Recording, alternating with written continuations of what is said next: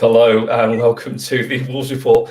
I'm Ryan Lester and thank you for joining us for episode 78, where tonight we will analyse the Sheffield match and do the player ratings as well. We'll go for VAR part 5,633 this season, take your questions and look ahead to Wolves' lunchtime kickoff on Saturday against high-flying-ish Tottenham Hotspur. That's if they've got enough players. I'm delighted to be joined just about by club captain Mark Knott and director of football Chris Tyler. We had a lovely day out on Saturday, other than the football. Tyler, take us through your thoughts on Sheffield United 2, Wolverhampton Wanderers 1. I think now I've had a bit of time to think about it. It's more frustration, really. It's a game of football we should never be losing. I think we started quite brightly. We got behind them a few times early on. I thought we controlled the first half. There's only one team that looked like a Premier League team, one team that looked like they could go on and win the game. But then, fair play to Sheffield United, whatever the manager said at half-time. And maybe it was a blessing for them that they got in at 0-0 because they came out and they gave it a right good go, didn't they, to be fair? And we couldn't live with it. We couldn't live with their tempo, their aggression. And that's, I suppose, what's most disappointing is going there and losing to a team that I think we would all agree are inferior to us. And I don't think there's too many teams that are inferior to us in this league, but they're certainly one of them. And to go there and lose is disappointing. And I think, I'm sure we'll come on to, VAR and decisions again, but we were naive, we were poor. And you get to 1-1, don't you, in the 89th, 90th minute. And I think that was when we showed that naivety, because I think we tried to go on and win the game. And the goal came from a sloppy foul throw from Aït-Nouri because he was rushing to try and win the game. And maybe sometimes you've got to take stock, take your point, go home. And like I said before the game, a draw away from home in the Premier League against anyone is a good result. We saw that with some of the other results this weekend, didn't we? So, yeah, my main emotion now is frustration, really, because it's a game of football we should never be losing. Nocky, obviously you were there as well. I actually didn't think Wolves played too bad in the first half. I was more frustrated. It looked like the old Wolves of missing chances. But as we've seen in the Premier League, as we've seen this weekend, Luton nearly beat Liverpool. Forest beat Villa. Sheffield United have beat Wolves. If you take your foot off the gas slightly, regardless of the team, or top or bottom, if you take your foot off the gas, you will get punished. And that's what happened to Wolves on Saturday. You just knew it was going to be a stinker, didn't you? It had all the makings of a proper Wolves performance, that did. I thought we started the game relatively well, but I think we were too rushed in what we were doing. It felt like we were 100 miles an hour trying to force the issue rather than just putting the ball on the ground and just playing our football. There was absolutely acres of space down both flanks. We sort of exposed it in the first half for the first sort of 10, 15 minutes, and then we stopped doing the things that we've done so well. We had some big opportunities to score, and I think if we do score the first goal in that game, then I think Sheffield United have gone and we go and win it. But the biggest moment of the first half was McAtee coming on for Brewster, because as soon as that happened, I felt he gave them a real element of control in the game, and it gave them a real lift. And second half, he ran it really, and we couldn't get near him, and they were putting serious pressure on us. And it took us probably 15, 20 minutes just to get out our own half. And they score a goal, which I think is really poor from our perspective. I don't know why Totti hasn't wiped out man and ball, rather than just a very weak attempted clearance, which ricochets and Sarr's off his line. It's a hell of a pop, and it's in off the bar, but it's not directly in the corner. So I think Sarr, being the position he was in, encouraged the shot. If he drops back maybe 5 yards as he's running in, then maybe it's a different situation. I might be being a little bit harsh, but I thought it was avoidable on several fronts. Equaliser was excellent, but it was against the run of play, and as Chris said, to give a foul throwaway that leads to that was atrocious, really, from our point of view. And I can't argue with the result, because I thought Sheffield United over the 90 minutes were the better team. It was just really disappointing, because if we don't lose the game, we keep that gap, we keep ourselves in a relatively strong position. But you lose that, and now that the doubt creeps in, and rather than being able to look up the league, you've just got a little sneaky over your shoulder again now. So frustrating, but I think when you weigh up the last sort of 5 or 6 performances. There's more positives to take than negatives. So hopefully it's just one of those daft results that happens in football.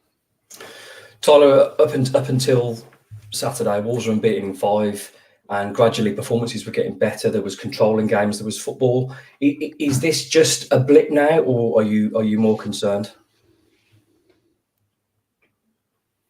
It depends what your expectations are for me. I mean, I think we are about where we are. I think we're a side that will finish between 12th and 14th. So we're going to win some football matches and we're going to lose some football matches. I just see the inconsistency as a sign of where we're at the moment. We've talked about it before.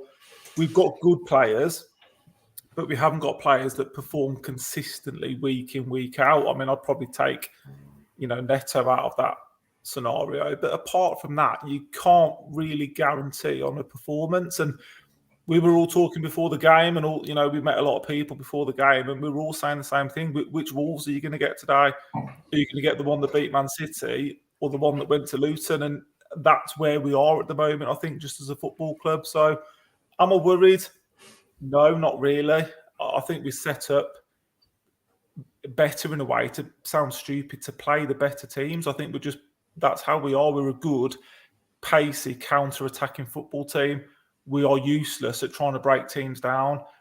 We won at Everton, but we weren't very good. We drew at Luton, Sheffield United, Bournemouth. We struggle to break these teams down. Give me a home game against Tottenham, Newcastle, Villa, Man City all day of the week, because I think they're just more suited to how we are. So, no, I'm not concerned. I'm not worried. I just think it's where we are at the moment. Lockie, football's a game of fine margins, isn't it? And we're having a totally different podcast and different chat if Wolves take away those chances. Is it poor finishing or is it bad luck from Wolves in that first half? It's probably a mixture of both, really. I mean, as poor as Sheffield United are, they've conceded 29 goals going into that game and we only managed, 3 shots on target. So that's poor from your attacking point of view. But there was moments that you are a little bit unlucky. I think in particular when Juan cuts inside, beats his man, and then it's a bit of a swipe with the left foot, hits Ait-Nouri because he's expecting a shot and ricochets wide of the post. On another day, it hits him and flies into the back of the net. So if he manages to get control of that ball, it's 1-0 Wolves. Yeah, if he doesn't anticipate it, and I can't blame him for not anticipating it, because from that position, Huang 7-8 yards out, you expect the ball to be on target. It's just an unfortunate swipe, and he's not had the ability to react to it. So there was fine margins in there, but I think we were our own worst enemy, really, because we were putting ourselves in a position where we were so desperate to get the ball forward. We were so desperate to just fire it down the line, as opposed to let's just take a few minutes with a better team, man for man. We're better all over the pitch. So just take your time, play your football, break their hearts and break them down, and you'll give yourself the opportunity to get in behind them, and those chances will come. I mean, I don't know if you saw the Chelsea game last night, but that's exactly what they did to get their goal. In the end, they stopped trying to force it. They sat in midfield, pinged the ball around, waited for the space to appear, and then they attacked the space. And that's what we should have done, really. So I think that we're kind of victims of being favourites. I don't think we like that tag. We want to go into games as a bit of an underdog, like Chris says. We want to be counter-attacking. But I think the reality is sometimes it won't work. Football's not a predictable game. Sometimes those tactics will work, sometimes they won't. But some days you'll just have a bad day, and I hope that's where we are. In terms of being worried, I'm not worried at the moment, because I think there are 3 absolutely wretched teams in this division, and I put Sheffield United in that mix. And if we're being totally honest, they probably won't win another game until they come to Molineux now. So it's just one of those things. They're an awful team. They're going to go down. But even when Derby got relegated with 12 points, they managed to take 4 points off Newcastle. So it's a funny old game. It is. I've certainly got it down as a bad day at the office. I thought for the first, probably half of the first half, Wolves were very good. Semedo was getting free. Wangi was getting free. I thought Wolves played some really nice football, particularly down that right-hand side. And we all said to each other, there's joy here to be had. And there probably should have been, and Wolves should have took their opportunities. So, but as I keep saying, if you have an off day against anybody in the Premier League, more often than not, you'll get punished. Nobody saw Luton get anything against Liverpool. Everyone thought the form the Wolves were in, they were going to beat Sheffield. And probably to an extent, Champions League chasing and European football playing Aston Villa, no one saw Forest beating them from the run they're on as well. So, foot off the pedal, you get punished. I know we've all been a bit of a Gary Neal fan, but if you're being critical, would we all agree that he took far too long second half to do anything about it? Yeah, I think that's fair. I think they were winning the ball in midfield. We were outnumbered in there, and Wolves couldn't really get a foothold. And we talked about Tommy Doyle. He's clearly a very technically gifted footballer. Is he a man that's going to, for that kind of game? Well, now we know he's probably not. And that's not me picking on him. I think we needed two worries in there for that game, but you don't know. And he deserved his start because the last two games he's come on, he's changed the games. Sometimes you've got to reward people, and they don't take their chance, or it's just not the game for them. So I don't blame him. But going back to your point, Tyler, I do think he should have changed it earlier on. But a tactical masterclass against Man City and some really good performances, being positive away at Bournemouth and turning it round. He's got a lot of credit in the bank from a bit of a wobble against Ipswich and some poor games around the end when he had some criticism, and probably fairly so he had some criticism. He's got plenty of credit in the bank now, and his performance on Monday Night Football, Nocky, was someone that clearly knows a lot about football. So I still think I'm marking it down as a blip, but I think we can trust Gary O'Neill. Yeah, I think Chris is, it's a valid point. But I think he brings Bellegarde on and Bellegarde scores. So it's the right substitution. And he's only another VAR decision, and you can't legislate for 8-0 doing a foul throw. I mean, for me, that's a 3-week wage is fine. That is, if you do a foul throw at this level of football. So there's some things you can't legislate for. I think we were kind of struggling for options. I would have taken Doyle off because I didn't think it was working for him. I didn't think him and Lamina was working. And out of the two, it was Lamina driving us forward rather than Doyle, which is where I expected Doyle to be. So I just don't think it worked. But I absolutely think he was right to pick Doyle because of the form over the last few games. Kalajic as well. He looks to me like he's better coming off the bench because it didn't really work with him. But it's difficult when you're playing a team who in the first half sat so deep. I mean, we got to sort of 30, 35 minutes and they were just trying to get into half time. They were so deep. They're playing on the edge of their own 18-yard line. How do you break a team down like that? We just didn't have the ability to do it. So we had a lot of players with an off day. And if a team like us want to win games, you need your top players to be at it. And especially when you've lost the Neto, and we just weren't. But we might come out against Spurs as a totally different team. So I think we just take it on the chin and we accept it's one of those things that happens, especially to us. Just going back to a quick point before we go through the player ratings that Tyler made. He's absolutely nailed it, and I think a lot of people can see that Wolves are far more suited to taking on a team that will come toe-to-toe, a team that will squeeze us and press high and leave spacing behind. We've scored quite a few of our goals like that this season. It's been fun, there's been some good goals, and it's been productive. And there is this problem with breaking down sides that tuck in a little bit more. Not that Sheffield fully tucked in, but they're a little bit more defensive than most. So, yeah, I think Tyler's made a really good point in I'd rather someone who's going to come and have a go at us go toe-to-toe and open it up for the pace of Hwang and Cunha and Neto when he's playing, and as opposed to a team that are going to tuck in and annoy us. So, yeah, fair one with that, Tyler. You are listening and watching episode 78 of the Wolves Report with Club Captain Mark Knight, Director of Football Chris Tyler, and your host, me, Ryan Lester. Let's go through the team. Nocky, you've already mentioned Jose Sarr. He seems to be talked about every 2 weeks. It's either a brilliant performance or there's something you can be concerned about. I think he could have done better. I think positionally wise, he probably could have done better with a goal. But your take on Jose Sarr's performance? Yeah, I may be slightly harsh on him. I just think his positioning allows the strike. And I think if he's back 5 yards, and yes, I know it hits the crossbar, so maybe I'm being a little bit harsh, but it's not in the top corner, it's not in the postage stamp. I think if he drops back 5 yards, he gives himself a chance. But it's a really clean hit, isn't it? Absolutely no chance with a penalty. There's no goalkeeper in the world that would have saved that. And other than that, I don't really think he had a lot to do. He was okay with crosses. His distribution was decent. But I think they had, 2 shots on target, both went in the back of the net. So there's not a great deal you can do about that. But I do think, and Chris is a goalkeeper, so he'll probably say that we are being a bit harsh. He's part of the goalkeepers union. But for me, I just think Pat Mountain we got him. If he just steps back a few yards, gives himself a chance. I'll give him more stick than most, but you can't fault his positioning because he's 20, 25 yards out because we're comfortable where we should be, basically. And if Totti either just turns and lays it back to him or Totti puts it in Rowe's edge, you're not having this conversation. He's been caught out because of sloppy defending, basically. You'd soon be moaning if a ball was played through and he was on his goal line. So I criticise him as much as anyone, but I don't see how you can fault him for. Do you think it's a weak hand, though, Chris? Do you think he can be stronger? If he's got that much of a hand to it, he's going to have gone through him.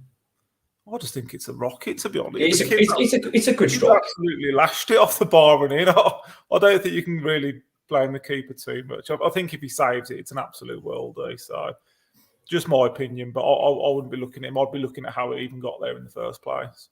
Yeah, that's a fair point. We'll get to that. I wouldn't argue with that. Tyler, moving on to Nelson Semedo, probably should have scored for Wolves, giving him the lead. Started brightly, didn't he? He was having a lot of joy down the right. Lots of space, yeah. They did quash that then, to be fair. They switched it a bit and that space got taken. I'll sound like, it's deja vu. I've said it a million times. He hasn't got the attacking output that we'd like, and that's not criticising him. I think he's excellent. I think he's been solid. But he's got to do better in the positions that he's found himself in 2 or 3 times, really. Whether it's composure, whether it's just no confidence. He scored 1 goal for us, hasn't he? I think in however many. In the cup, cup game he scored? Exactly. It's not a coincidence. He's obviously not confident in those forward positions, but he wasn't bad, but he wasn't brilliant. I thought he was okay. He never really got trouble down that side for me too much. I just think with a bit of composure, he probably has an involvement in a minimum of 1, if not 2 goals first half. Yeah, so,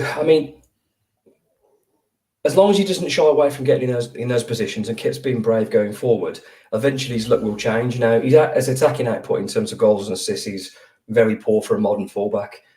But as a defender, he's definitely improved for me. The job he did, I think, on Doku against Man City and players like that, I think he's a very good right back. But in terms of being a modern fullback and getting involved going forward, he just doesn't seem to have that attacking know-how. But when he does get there, he seems to freeze. We saw that, I think, against Villa when he was offside, and he did not know what to do when he's clean through. He's like, oh my God, what am I going to do here? So I do like Nelson. I don't think we could be overcritical of him on Saturday.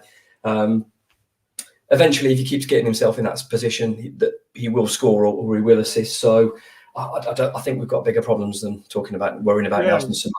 But Chris is right, though. He raises a valid point. And yes, I think he's been excellent. You saw how good Doku was at the weekend. I think he scored 1. 4 assists and 1 goal. And he had it in his pocket. But Chris is absolutely right, because if he makes the right decision there, we're a goal up and it's a completely different game. So football's not just about being a fullback now. It's not just being about a central midfielder or a striker.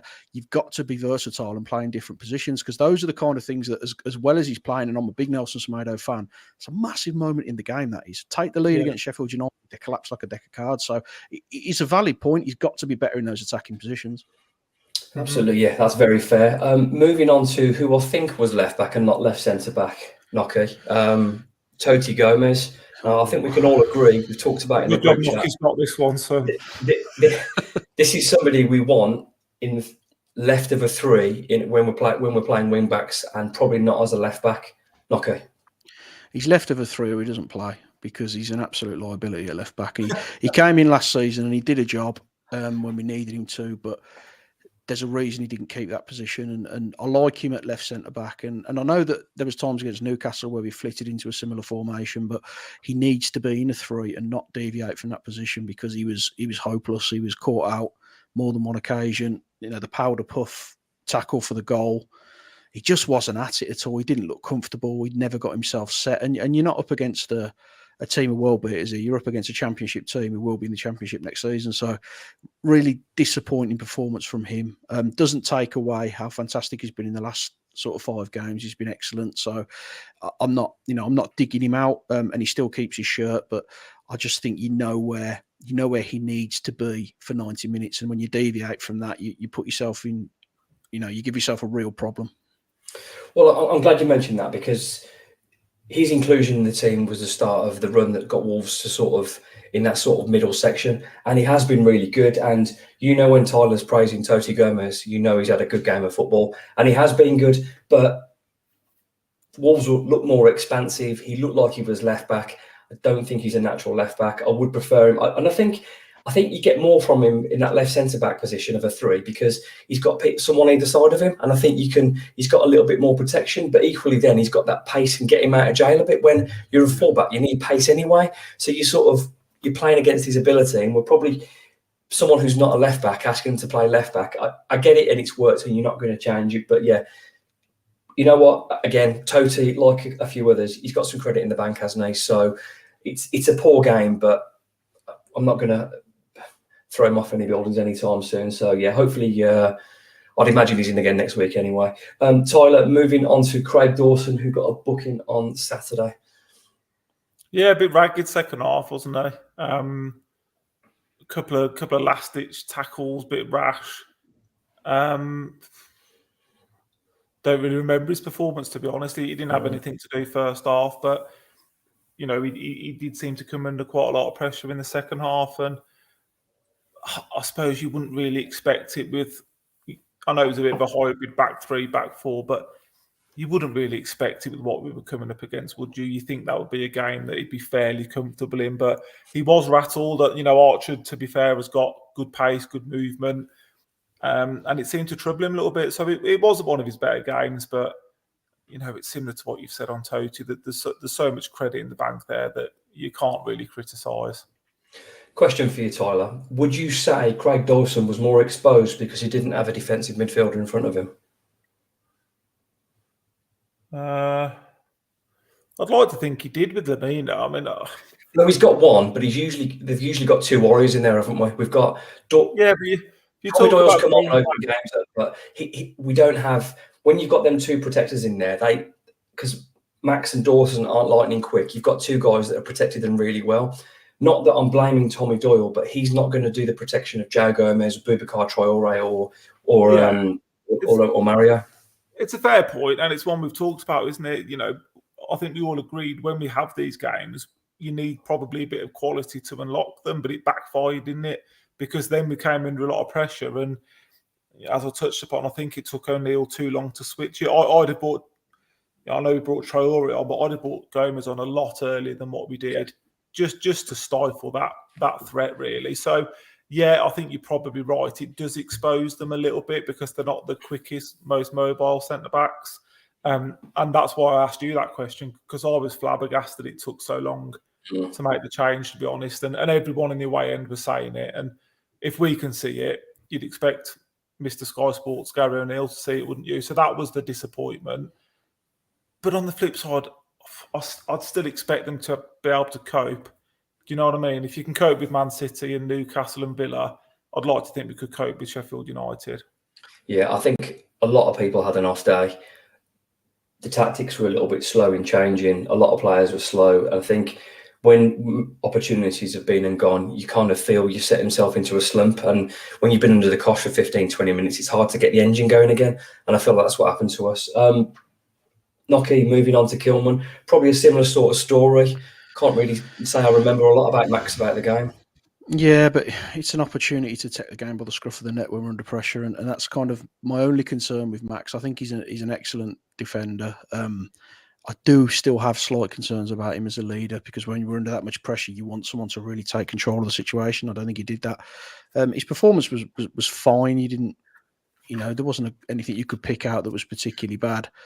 He just, as a captain, I just want a little bit more from him in those kind of situations. But he's been part of the team that have been on a 5-game unbeaten run, so he's obviously doing something right. I just feel in a game like that where you're really under pressure, you need someone to kind of grab it by the scruff of the neck and reset everyone. Yeah, that's fair. And none of us have you're not digging him out, you're only raising an observation in terms of him being captain when you're unbeaten in 5. But yeah, in those situations, you do need someone to sort of gather the troops and muck in a little bit more. So yeah, I didn't really have a bad performance, did he? So he was just all right. Moving on to the midfield, wing back, left back, Tyler, Ryan Ait-Nouri. I suppose there was big moments that have ultimately had a negative impact, aren't there? He's missed his chance or half chance, but would you even say it's a half chance when it's coming at you? Yeah, when you're 4 yards out and it's an open goal, yeah, I would. He's just got to adapt to it, and that's probably what happens when you've got a left back or a left wing back playing left wing, isn't it? Instinct. that happens. He hasn't got the instinct, has he? And then the foul throw, like Nocky said, is it's just a disgrace, isn't it? You can't excuse it. So, although I think, again, he's neat and tidy in what he does, they're two massive moments that have probably cost us the game to a point, aren't they? So I don't think you can come out too positive on the back of it. I've seen some tweets flying about last week from Wolves fans saying he's the best left back in the league. Well, the league must be pretty average if he's the best one, because there's still so much that he needs to improve on, and the throw-in's unforgivable. And he has to score that chance. You can't miss those at this level. You touched upon it yourself. It's fine margins. But on the flip side, he's always in the team. He's one of the first names on the team sheet because of what he brings us. It's just like I touched about, that consistency, isn't it? He's got to reach the levels week in, week out. Yeah, again, like we mentioned a few, I think he's got a lot of credit in the bank. I think he's having a very good season. He's played left back, he's played left wing back, he's played left midfield. With the talent he has, I would like to see him taking more people on in that position, because I don't think I've seen many people as naturally gifted as beating a man in one-on-one as he has. The way he can go inside or outside, predominantly left-footed, hardly uses his right, but he's comfortable cutting in and out, and I don't think we saw enough on that on Saturday for him. Wanting to get to his fullback, stand him up and roast him. And I think if you're in that position, if you're wide left or wide right, it's your responsibility to create opportunities for yourself or for the other people. And I don't think he did enough on that on Saturday. But plenty of credit in the bank from a good season so far. Moving on to Hwang Hee-chan, who appeared to be sort of right on the right-hand side. Yes, struggled to get in the game. I don't think the service was great to him. Did have that one opportunity when he did really well to get himself into a striking position, and he's kind of skipped off the outside of his boot. And as we said, it's hit Aït-Nouri. Could he have done better? Maybe not. I'm not sure. But he was okay. It didn't really influence the game. Didn't get involved too heavily, but he did get himself an assist for the goal. Whether it's a assist just because he happens to pass it in that direction, or just set the goal up, it's still an assist. So it's another one to add to his statistics. So he was okay, but it certainly wasn't one of his better performances. Yeah, I mean, I thought I would like to see Hwang higher up all the time. I know we talk about this a lot. He does all his best work in the opponent's box.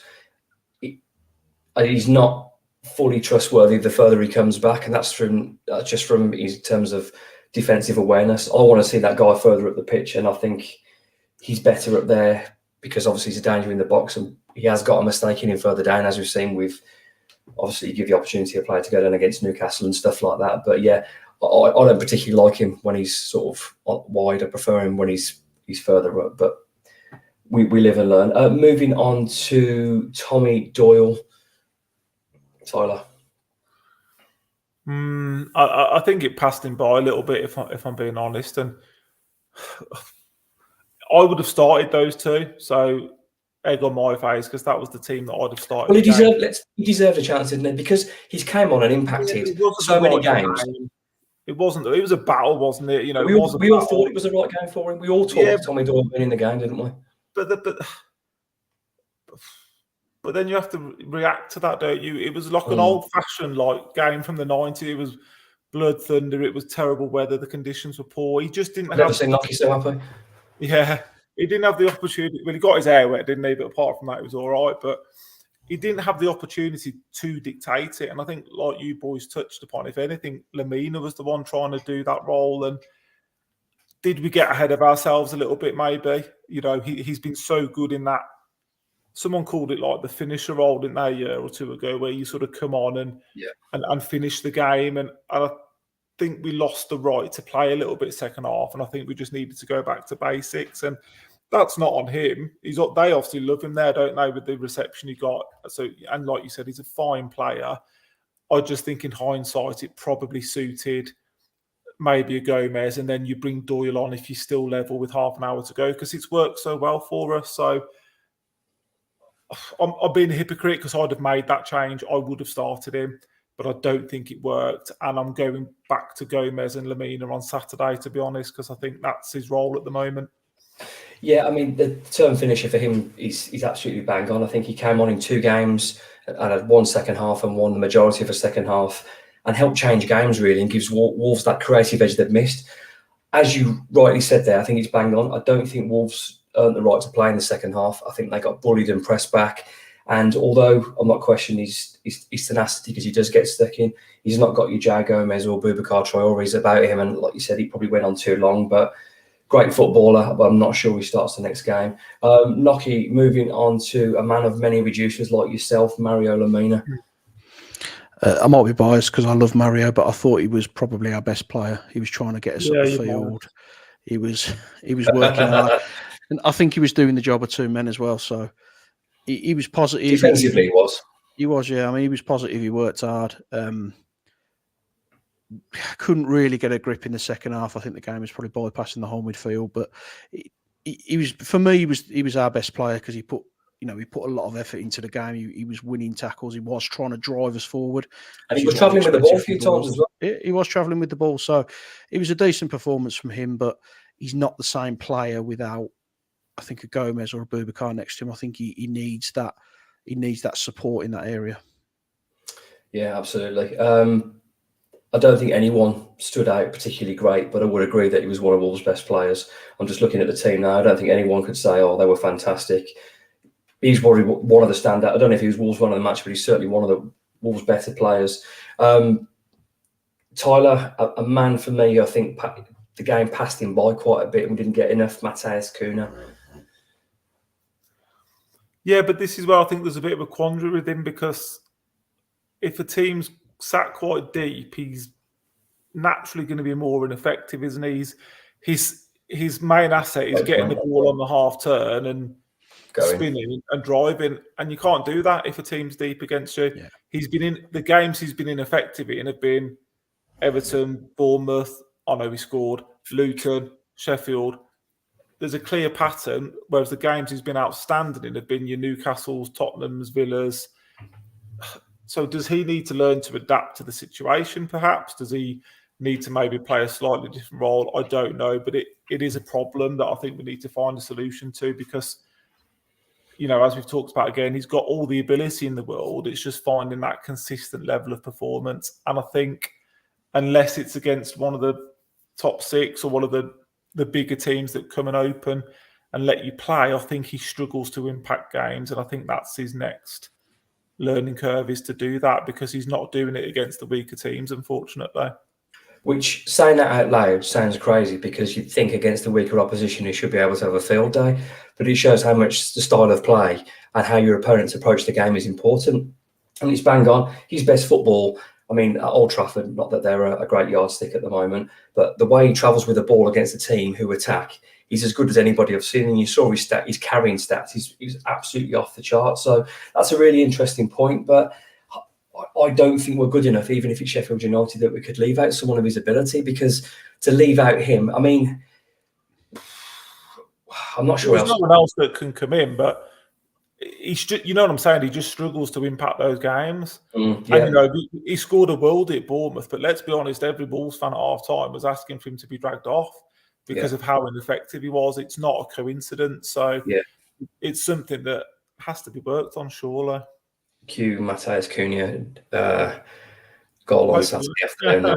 That'd be nice. Even you've stopped saying he's going to be the first goal scorer now, so there must be something wrong. So, well, I'm going to say it tonight. Now you've done it, so that's going to stop. And I'm not going to do that.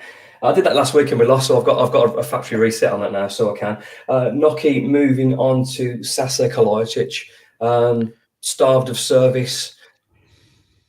Tough afternoon for him. Yeah, I mean, you've got a 6'7" monster and you don't put a decent ball in the box. Every set piece was cut out by the first man or it was overhit. We didn't give him any service. I thought what he did do, he did okay, but never looked like scoring and didn't influence the game at all. So it's not just his fault. The service has got to be better when you've got a player like that. So I'm sure he's disappointed because it was a start. It was an opportunity to really move away from the super sub kind of label that he's got. But I don't really think he did that because he just didn't affect the game whatsoever. And a player like him's going to need service. I mean, your Matheus Cunha's, Neto's, players like that, you can give them the ball anywhere on the pitch and they're going to drive you up field and they're going to get you into dangerous positions and they're going to beat men. He's not going to do that because he's not that sort of player. So if you're going to play someone like that, put decent balls in the box, give him something to attack. give him something in and around the area where he can hold the ball up and lay it off. He's very good with his feet. So back to goal, he can play other players in around him. I just felt that, especially in the first half, we were hitting 6 or 7 balls straight over the top for him to run onto, and you're never going to get the best out of him when you're doing that. So I feel for him because I would have played him. I think it was the right decision, but he had absolutely no impact on the game. It was a real shame. Would you have said, Knock, in hindsight, that would have been better off playing Sasa deeper to link the play, to feed the wide players in, and having Cunha's pace in behind for those kind of balls? Potentially, but then if you're going to do that, why play Sasha? Because if he's going to play deep, I just don't think there's any effect. I think, for me, would it have been a better decision to leave Cunha where he was, leave Hwang where he was, and then find a solution on the right? You know, do you start Bellegarde? Do you play Sarabia because it's a game where particularly, you know, he may have more space? But those are but jokes aside, those are the games we've said that we think he can influence because he's going to have more of the ball.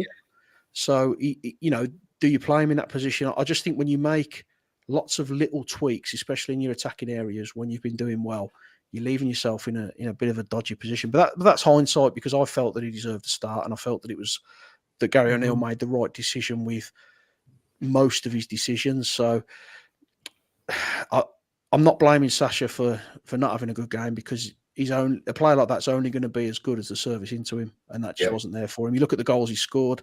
There's a header from a wonderful cross, and then the other goal he's got when he's made a run, he's been put through. You know, that's the goals he's going to score. He's not going to score goals where he picks it up, does a lollipop, and slaps one in the top corner. He hasn't got that ability. He needs the service. So if you're not giving it him, there's no point having him on the pitch. Absolutely. You are listening and watching episode 78 of the Wolves Report with Chris Tyler, Mark Knock, and myself, Ryan Lester. Another week, another section of VAR, this time part 5,633 of the season so far. It's not just Wolves, is it, lads? We've talked a lot in the group chat. You guys are going to get angry, and that is totally fine, and it's justified. I haven't seen the official communications, but I'm led to believe that there's been another apology. Whether that's true or not, I've not, because I've been prepping for the show. I don't know if that is the case. Maybe you guys, I don't know if you've seen or heard that. If that is probably the case, he's just forwarded last week's email, hasn't he? Or the one before that, or the one before that. It's just does anyone care about apologies? Is it relevant? Does it do anything for us? Well, it annoys me more than anything else. Well, what I think is, coming out of the ground with Tyler, when he said you're not going to believe this, and they've shown the tackle. I mean, it was not cool. But I think you need the apology because it's an acknowledgement of a mistake. Now, that isn't going to get you any points, but I need them to be men and hold their hands up and say, we got it wrong. I kind of need that. Now, it annoys me because you got it wrong, but I feel I need that bit of closure to say, we messed up again. Okay. Yeah, you're absolutely right, but when does an apology stop being relevant? Because last week it's a carbon copy of that tackle. So for me, if you're going to apologise for what happened last week and you're going to admit that was the wrong decision, to repeat that almost exactly a week later, what's the point of apologising? Because all you're doing is repeating the mistakes you made last week. Stick your apologies up your backside and get the decisions right. Because because this is what's happening. There's no difference in the tackle from this week than there was against Newcastle. So if we do another one next week and we give another penalty away against Spurs, we're going to get another apology for the same decision. It's absolute, complete and total waste of time. Stop your apologies. Stop doing these stupid rules where you're talking about clear and obvious, and get down and just make proper decisions and give the referees more responsibility. Because at the moment, VAR is an absolute crutch, and they're using the clear and obvious as they've weaponized it. They've made it in a way to get out of any individual mistake they make because it's clear and obvious. Well, I didn't think that was clear and obvious. Utter rubbish, because if you've got a decision wrong, it doesn't matter whether it's clear or obvious or not. A wrong decision is a wrong decision. It needs to be fixed. So they've just got to get out of this habit of, we'll send an apology and Wolves will be fine with that. No, it doesn't work like that. Get your decisions right and stop apologising. Lucky, that's absolutely fantastic. Gary Lineker tweeted shortly after the game, Tyler, and you read it out to me as we're walking out, in terms of the Wolves have had another stinker, and that seems to happen a lot. And Gary Lineker also said on Match of the Day, protective of their own. We've talked about this in the past, since it was raised, in terms of Mike Dean saying he didn't want to go against his mate because he was already having a tough game. at what point does this end? Is the only way it ends is if the end of VAR, but we know it's here to stay. What's the solution? What's the solution? I've called myself Howard Webb on here, but I don't know the solution. What's interesting about the apology, though, that Howard Webb's apologised on the Sunday, but the referees told O'Neill 24 hours before that it's still a penalty. So you work that one out.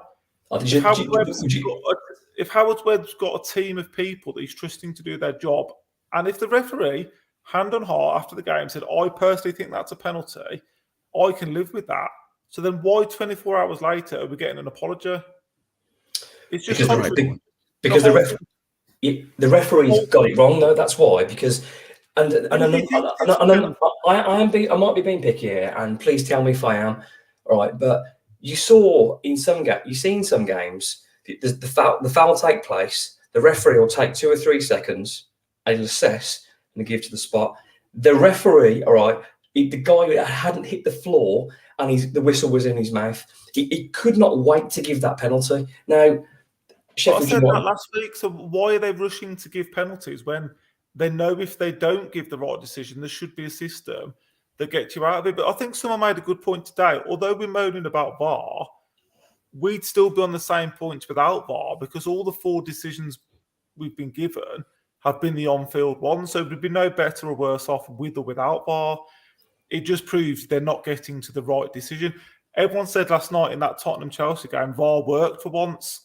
No, it didn't. The referee just missed real blatant. There was 2 sendings off, 2 blatant sendings off. Before. And if the referee can't see those real time, we've got a problem, haven't we? What's the solution? There isn't one for me. I've said it all along. There isn't a solution to make it any better, because football's subjective. Look at the Newcastle Arsenal one. It's ridiculous. We could all sit here and say different things, couldn't we, about whether the ball's out of play, about whether it's a foul. The one thing that is unanimous on there, Havertz, is a red card. Flying in out of control on someone's ankle. That is a disgrace. Why is that not? And the one last night isn't. So this VAR checking club badge. It's not obvious. It's just an absolute mess, isn't it? You'd like to think it'll start to even itself up, but they're just. We talked about it last week. They've in so much of a pickle. They've confused themselves, and they can't see a way out of it anymore. In reality, 2 weekends on the bounce, Fabian Schär for week 1 and George Baldock week 2 should be on yellow cards, and it's a free kick to Wolves. That's what should be happening there. Has there been minimal contact with both players after the player's gone down? Yes, there has. But they have gone down before the foul. They've anticipated it. But that, for me, that's simulation. That's a booking.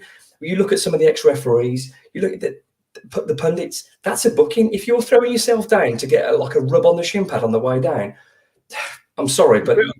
The bit I don't get with those two is why he's not been sent to have another look at the monitor. Why is it? That's the bit I don't get. And like I said, if you looked at the monitor and think, you know what, I'm sticking to my decision penalty, I can almost live with it.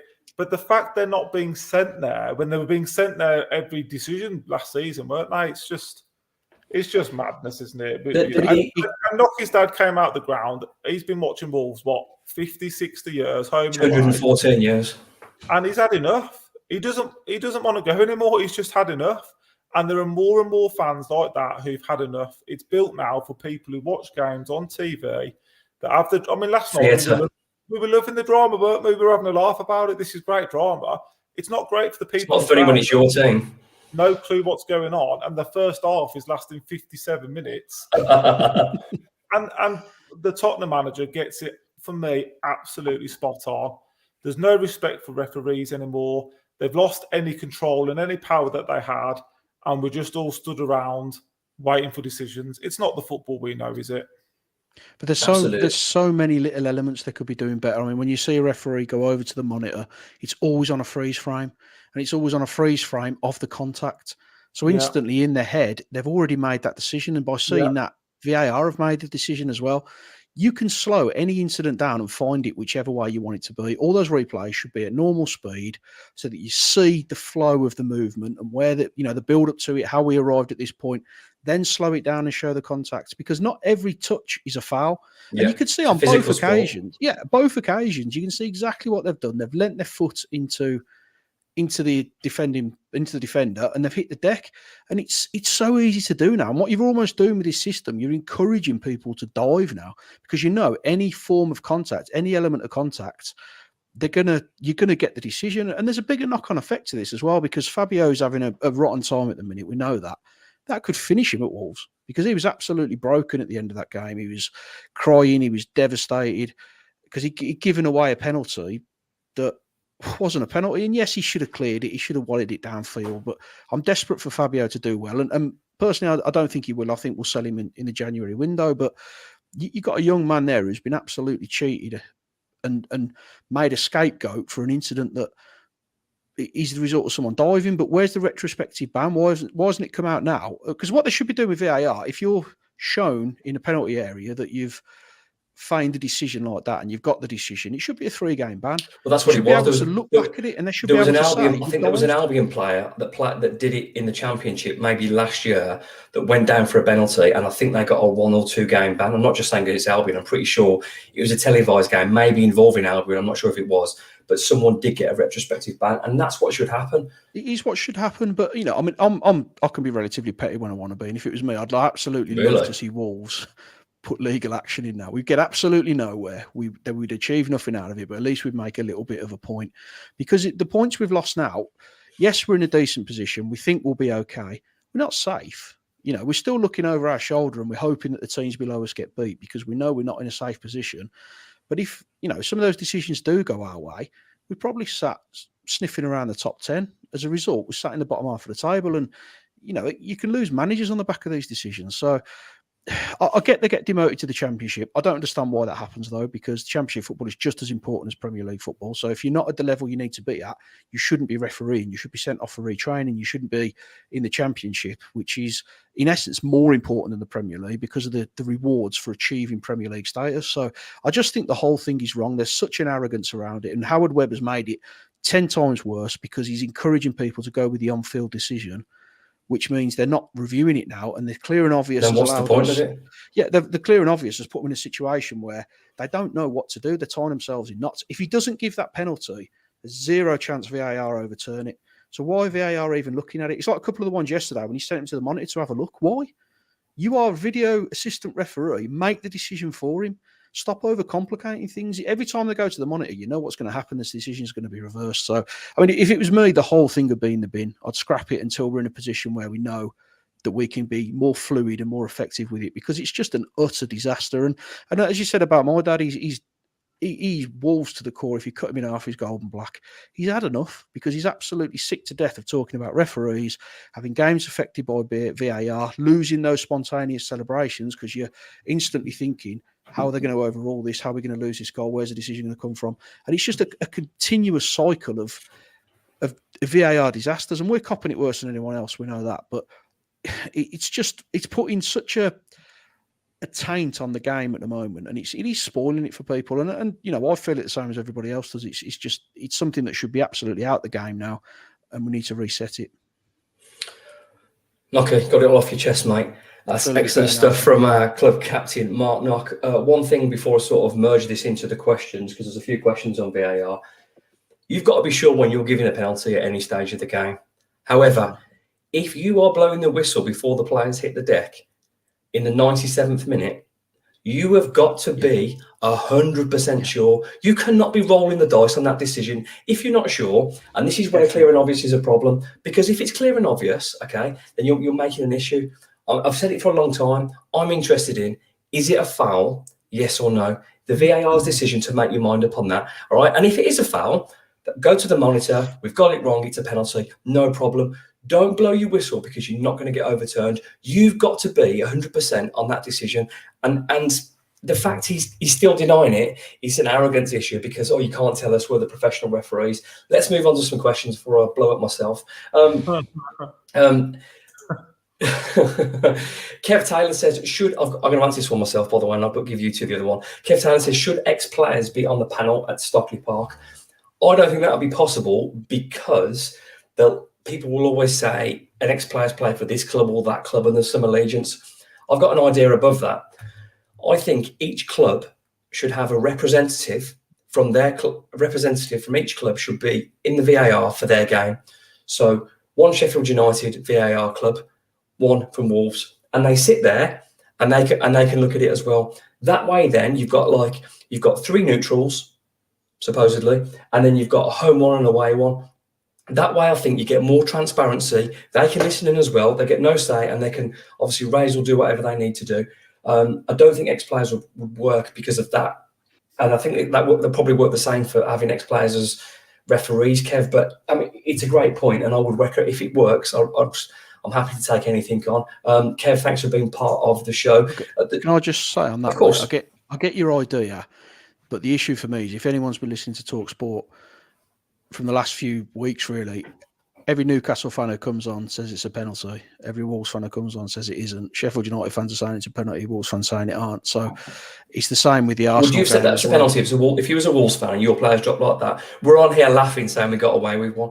It's all right supporting your club, but you've got to be honest. And yeah, I agree with you. But if the football club are paying me to go into that environment and try and make decisions, I'm going to do absolutely everything I can to influence a decision to get for my football club. Because if you're employing me to do that as a representative of Wolves, we go into the room and I say, yeah, I think that's a penalty. We get beat and get relegated. I'm out of a job. So I'm always going to push it to say, oh, we've got to ruin it, Nocky, haven't you? You're still angry. But how many managers come out and say, I think that decision for my club was wrong?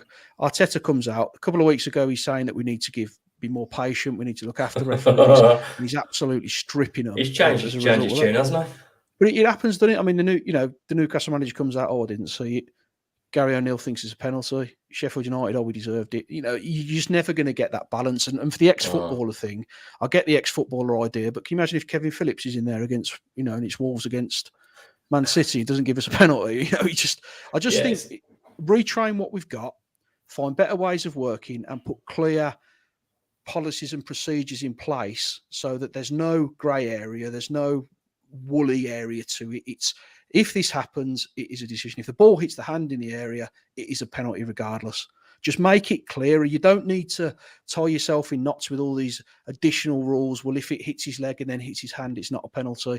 If this happens, if it touches the player first, if it hits his hand, but then he squares it and the player finishes it, it won't be disallowed if he touches it. Stop making it so bloody complicated. Just say, you hit your hand in the area, free kick, job done. There's no need to make this overcomplicated. So just retrain what we've got, rewrite the rule book and just make it simple. Stop overcomplicating football because it's not a complicated game. Sorry, I'll stop ranting now. Tyler, what have you done to him? Thank you, Nocky. There's 2 questions that overlap here. I'll read them both out, and Tyler can have this one while Nocky regains his oxygen levels. Mark Harvey asks, as the PGMLO are a limited company, could Wolves or another club ever sue them for not doing their job properly in the event of points being lost, leading to relegation and cost millions? Thank you for your contribution, Martin. An overlap here from Greg as well. Do you think we should be taking legal action or at least legal advice regarding the VAR decisions? It was way beyond bad luck, and the rate it continues, it will cost us 20 points this season. That's quite some stat. I never thought about that. Greg, thank you for your question, and Mark, thanks for being part of the show as well. I don't think they'll ever do that, Tyler, but it's an interesting point of view, isn't it, in terms of the legal side, because how much bad luck, how many bad decisions can you pallet before you take further action? I get the point they're trying to make, but it's never going to happen in a million years. No.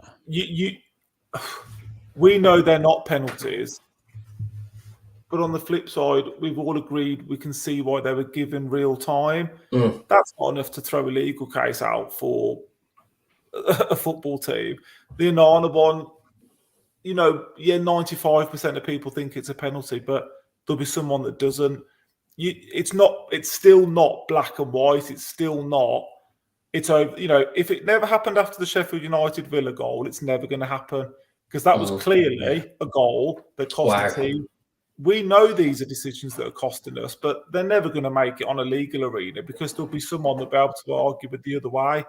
What you can't argue with is when a ball is over the line or, in theory, when someone's offside. So they're the only ones that you can really nail on as black and white. The other ones are still opinion and they are still subjective, and therefore they're never going to make a legal case anywhere. Yeah, great questions, great answer again, Tyler. Great stuff from Nocky and Tyler tonight on some of these questions and opinions. We've got it's probably time for a couple of more questions. Let's get them in before we talk about Saturday's lunchtime game against Tottenham Hotspur. Graham J asks, Fabio, is he genuinely not good enough, or has the club mismanaged him? Will he move in January? Will he demand a fee? And if so, sorry, I'm guessing that means will he command a fee? Will he command a fee, and how much? If so, Nocky.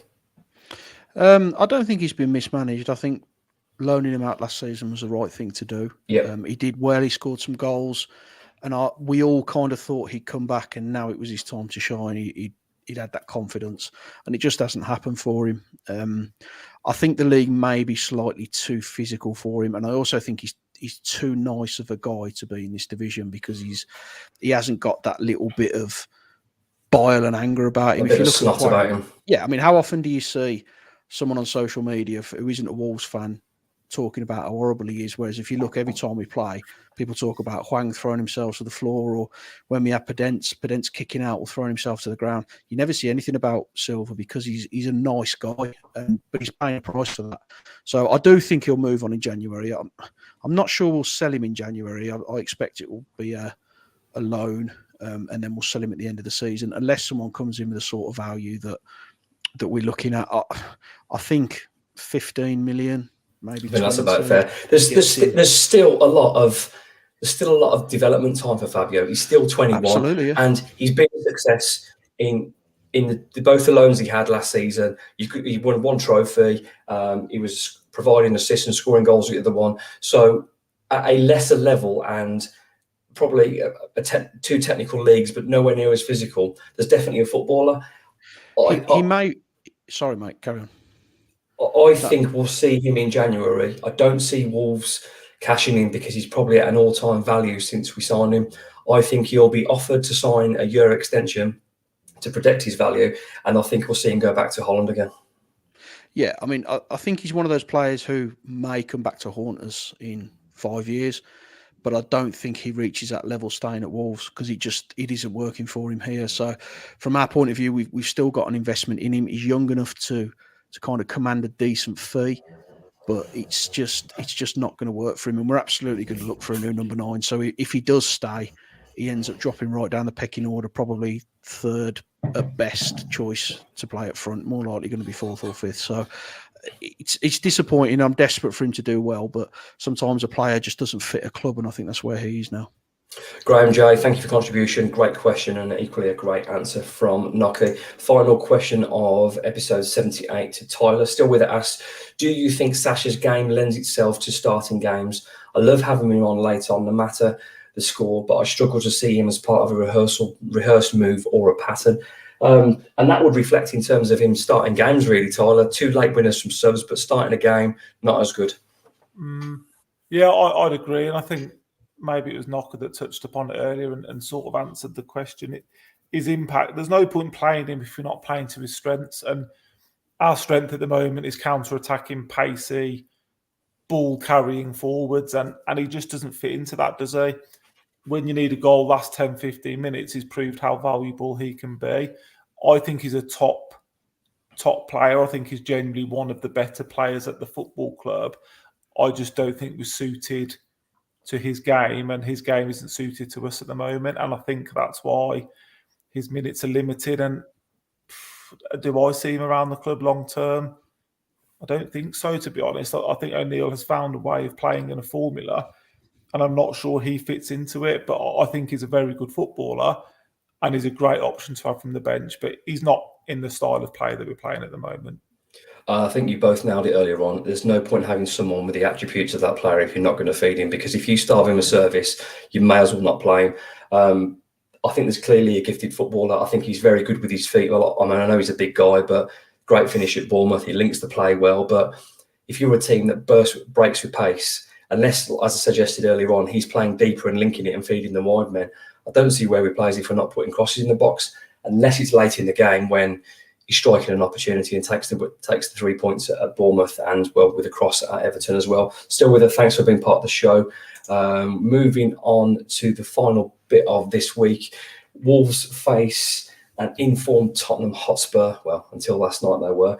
An informed Tottenham Hotspur at Molineux for the lunchtime kickoff on Saturday afternoon. Someone put a tweet out earlier on, I wish I'd saved it, regarding the team. I think we're all going to be unanimous on this. It feels to me like Joe Gomez comes back in centre midfield for Doyle, because Tottenham are going to come at us. They're not going to care. And also, I think we have Bellegarde, hopefully if he's fully fit, he comes in for Sasha. And we have Bellegarde in kind of a deeper 10 with Cunha sort of slightly left and Hwang slightly right. Tyler? Yeah, I think so. I'll just let that three be, that front three, like a bit like we do. I wouldn't worry too much about having a number 10 and a striker. I'll just let them move around. Let those three play. I think there's a clear way of playing at home against the good teams. And I'm, rightly or wrongly, I'm confident going into the game. If we perform at the levels we did against Villa, City, Liverpool, Newcastle, we'll get a result. We've got more than enough to hurt them. And I'll just let those front three go. There should be enough in there with your back three, your two holders, plus your wing backs to contain, and then just let them three go. So that'd be my way of playing. I know Bellegarde's not a like for Neto, but just turn and go at the mate. That would be my tactic, especially when it's going to be Eric Dyer, Sergio Romero at the back. I mean, just pace from everywhere.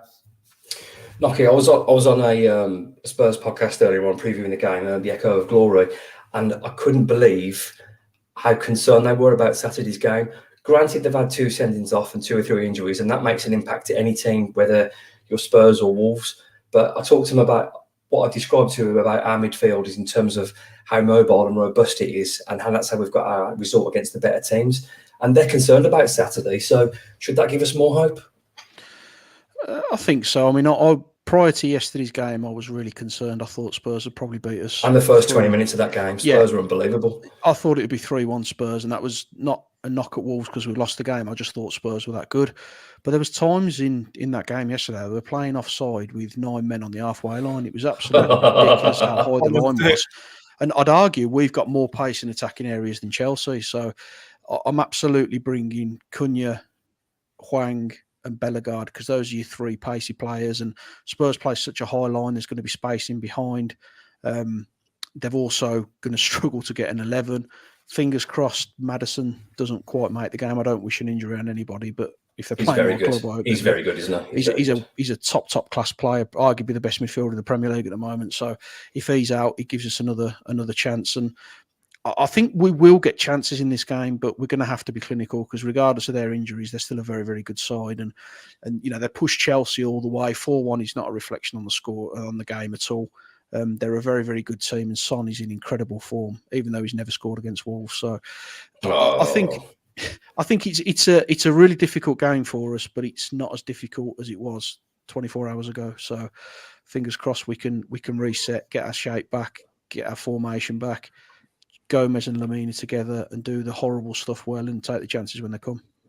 So we also talked about that podcast earlier on, Tyler. What I said was I couldn't believe that Spurs continued to play with that high line on the halfway line with 9 men with so long left in the game. And I said, do you think they'll change that now?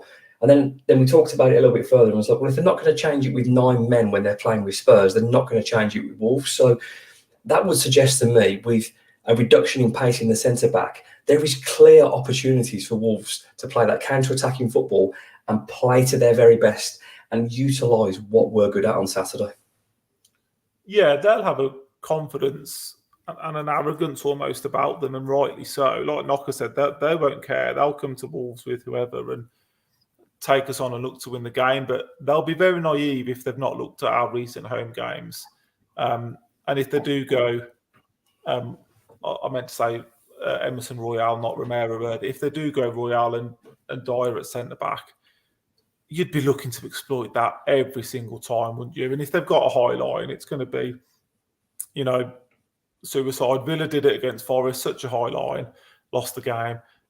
I fancy us, you know, and their arrogance and their confidence, I think, will play up to us, and I really do see us getting a result. I hope so. Well, Emerson Royale will either come in at centre-back or left-back, but Ben Davies is out, so they've got Udogie out, Ben Davies is out, so really then there's going to be, from what he said earlier on, there'll be a debutant, whether it's at centre-back or at left-back, and Wolves have got to capitalise on that opportunity because counter-attacking, I think, was we're as good as anybody from what I've seen so far this season. Been a great show so far. Let's move on to the predictions. Just before that, though, sorry, we're all agreed on the team, aren't we? What we said then.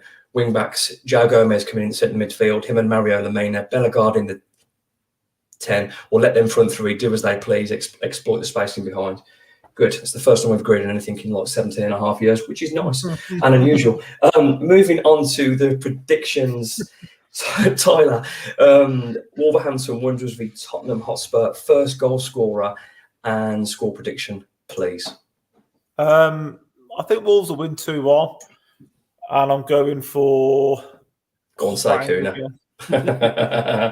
Knock it. I've got a sneaky. I've got a sneak.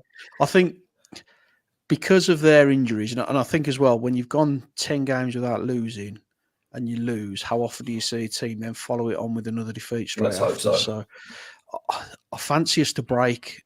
I think 3-1 to Wolves, I'm going to go with. 3 goals. And I think Spurs will score first. I think Son will score. Son will score the opener. Will it be a jammy goal? His mate will be creaming it. Son with the opener, Wolves to win 3-1. I'm going to go with Wolves 2, Spurs 2. I think they'll give us opportunities, but they're You've forward. been the least positive out of the three of us. Oh, I don't know what's happened there yet. I don't know what's happened. I don't know what's happened, but obviously with Son, obviously with Johnson that played well. They've got some good players going forward. I think they've got enough because they're relentless attacking ability and they don't care about anybody else. They will score goals, but equally, I think we'll score goals as well. Wolves 2, Tottenham 2, and Matthias Cunha to score. This has been episode 78 of the Wolves Report. Thank you to Director of Football Chris Tyler, Club Captain Mark Knock. I've been your host, Ryan Lester of the Wolves.